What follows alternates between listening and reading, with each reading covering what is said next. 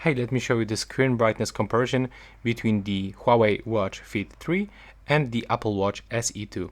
So first of all, as you can see, it looks like the Watch Fit 3 has better brightness, but I'm gonna show you that on the both devices I've got the maximum brightness. So let's go in the settings on the Watch Fit 3.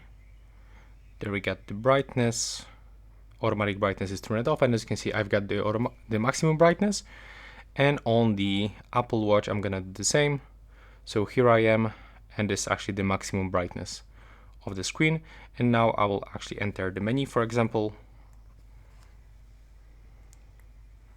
And as you can see, the colors and everything actually is more brighter on the Watch Fit 3.